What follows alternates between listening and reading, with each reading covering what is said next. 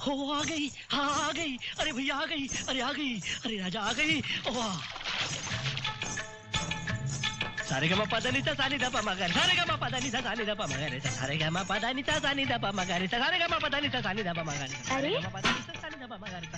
अरे ये क्या कर रहे हैं आप? आपके पिताजी की आज्ञा का पालन कर रहा हूँ। उन्होंने मुझसे कहा था कि इस तरह गले तक पानी में खड़े रहकर रियाज करने से आवाज में दर्द, गले में मिठास और सुरों में लय पैदा होती है। कुछ लय पैदा हुई क्या? लय तो पैदा नहीं हुई, मगर पूरे शरीर में कपकपी पैदा हो गई है। बड़ी सर्दी लग रही है। बहुत देर पानी में रहोगे तो बुखार आ जाएगा। चलिए बाहर निकलिए। बाहर? अरे मैं तो फैसला करके अंदर आया था कि मैं संगीत सीखकर ही बाहर निकलूंगा, मगर आप कह रही हैं इसलिए बाहर निकलता हूँ। सच्ची मैं तो एक हफ्ता बाहर नहीं निकलने वाला था। सारे गा मा पा धा नि सा, इधर चिकनाहट बहुत है, जरा हाथ देंगे?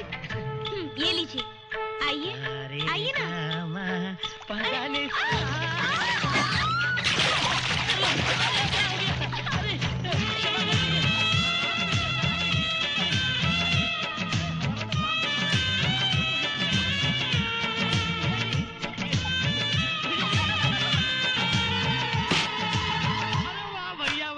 बाजी मार ली, आधी मारनी बाकी है। उसके घर में जगह बना ली है। हाँ, अब उसके घर में कभी भी आ जा सकता हूँ मैं। थोड़ा सा छुआ है, थोड़ी सी छिड़कानी की है। नदी में धोखे से पकड़कर उसको अपनी तरफ खींच लिया, बाहों में जकड़ लिया, और तो और उसकी पतली चिकनी कमरिया पर हल्के से चिमटी भी मार दी भैया। अच्छा? अरे तो फिर देर किस बात की है? अरे पागल, हिया से तो पिलान शुरू होता है। पिलान? हाँ पिलान। अभी तो हम नदी में कूदेंगे। नदी में? हाँ, नदी में कूदकर झट से मछली पकड़कर उसको अपनी जेब में डाल देंगे। और इसी तरह गीले कपड़ों में पूजा के घर जाएंगे। पूजा दरवाजा खोलेगी ठड़ाक, और बाहर आकर कहेगी, ये क्या, आपके कपड़े कैसे गीले हो गए जी? अरे आपके कपड़े गीले कैसे हो गए? मैं कहूँगा आपके और हमारे गांव के बीच में जो नदी पड़ती है ना, उस नदी में बाढ़ आ गई। संगीत का समय हो रहा था, आप हमारा इंतजार कर रही थी, इसलिए ना हमने आ देखा ना ताओ, सीधा नदी में कूद पड़े और तैरते तैरते आपके घर तक पहुंचे हैं पूजा जी। और वो कहेगी, वाह वाह श्याम जी, कितने हिम्मत वाले पुरुष हैं आप। वो वहां तारीफ करेगी, मैं छींक दूंगा। छींकते वो कहेगी, करिए क्या, आपको तो सर्दी हो गई, कहीं आपकी तबीयत खराब ना हो जाए। बैठिए, मैं आपका सर पोंछ देती हूँ। ऐसे कैसे रहने दूं? आपकी तबीयत बिगड़ गई तो बैठिए, मैं आपका सर पोंछ देती हूँ। वो हल्के से अपना पल्लू उठा के मेरा सर पोंछने लगेगी। वो वहां सर पोंछ रही होगी, मैं जेब से मछली निकालूंगा और उसके कपड़े में डाल दूंगा, और वो इसी तरह आकर मेरी बाहों से लिपट जाएगी।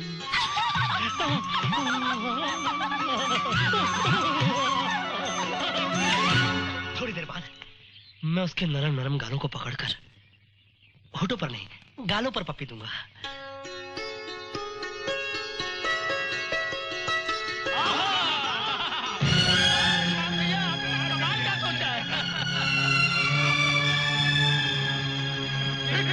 अबे फिर के बच्चों, देख क्या रहा है, उठाकर हमको नदी में फेंक दो।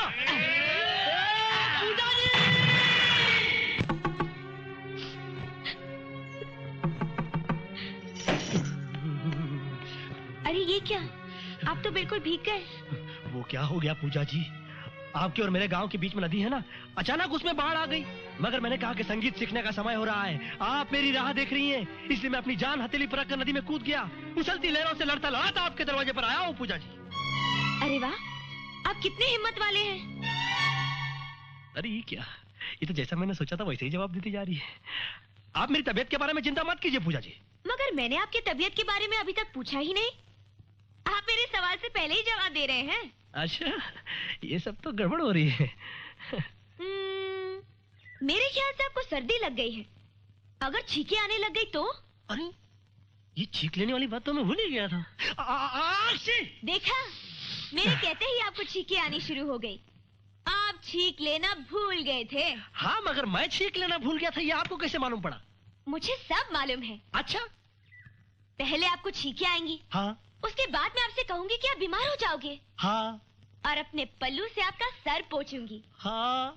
मौका मिलते ही आप मेरे घाघरे में मछली डाल दोगे और मैं चिल्लाकर आपकी गोद में गिर जाऊंगी और आप मुझे सीने से लगा लोगे। और उसके बाद क्या हरकत होगी मुझे सब मालूम है। अरे लेकिन बिना कोई हरकत किए आपको होने वाली हरकत का पता कैसे चला? कैसे पता चला? संगीत के नाम पर झूठ बोलकर मेरे पिताजी को धोखा देकर तुमने इस घर में प्रवेश किया। तुम्हारा इस घर में प्रवेश करने का मकसद क्या था? तुम्हारे मन में कितने गंदे इरादे छुपे हुए हैं, वो सब मैंने अपने कानों से सुन लिए, जो तुम बेशर्मी से अपने दोस्तों को मजे लेकर सुना रहे थे। संगीत का मतलब साक्षात सरस्वती होती है, यानी देवी, और तुमने एक स्त्री के शरीर को पाने के लिए सरस्वती का सहारा लिया, एक देवी की साधना को गाली दी। देवी तुम्हें कभी माफ नहीं करेगी।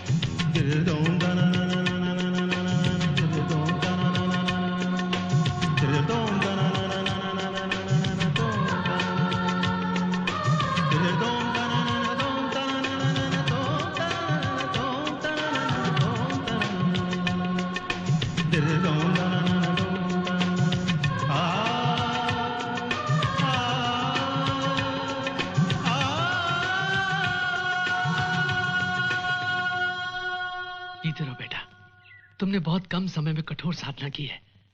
अब तुम्हारा वक्त बदलने वाला है। एक दिन तुम बहुत बड़े कलाकार बनोगे। ये तुम्हारे गुरु का आशीर्वाद है। पूजा, तुम्हारे एक चाटे ने मेरी जिंदगी बदल दी। मैं तो बुराई के जहरीले कांटों भरे रास्ते पर चल रहा था, तुमने मेरा रुख ही मोड़ दिया। मेरी मेहनत और कामयाबी के पीछे सिर्फ तुम्हारा हाथ है, और यकीन मानो मैंने जो कुछ भी किया सिर्फ तुम्हारे लिए किया, तुम्हारी नजरों में इज्जत पाने के लिए, तुम्हारे दिल में थोड़ी सी जगह पाने के लिए। अगर तुम मुझे इस लायक समझो, और आज भले तुम मुझे अपनाओ या नहीं, मगर मैं उस वक्त तक तुम्हारा इंतजार करता रहूंगा जब तक तुम खुद आकर मुझसे ये नहीं कहोगे कि श्याम, मैंने तुम्हें माफ किया।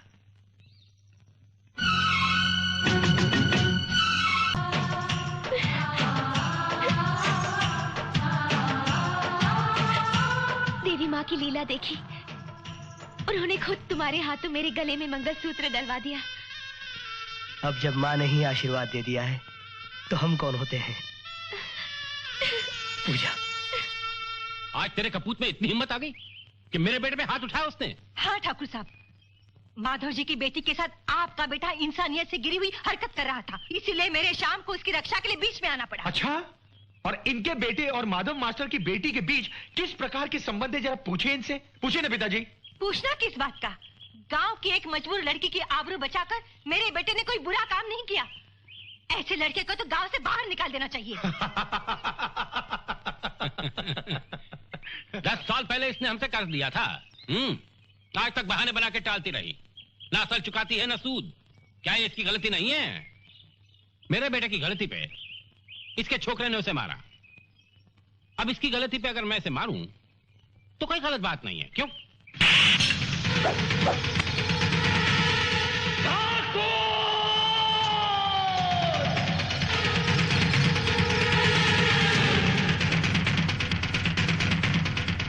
शामू, अरे शामू, बेटा तू कहाँ जा रहा है बेटा? ठाकुर के टुकड़े टुकड़े करने।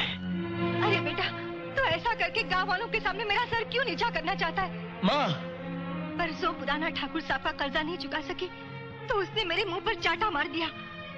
अगर मेरा बेटा लायक होता तो उस चाटे के जवाब में उसका कर्जा लाके उसके मुंह पर मार देता। है तुझमें हिम्मत उसका कर्जा चुकाने की, अपनी माँ का सर ऊंचा करने की? बोल, है तुझमें हिम्मत? है?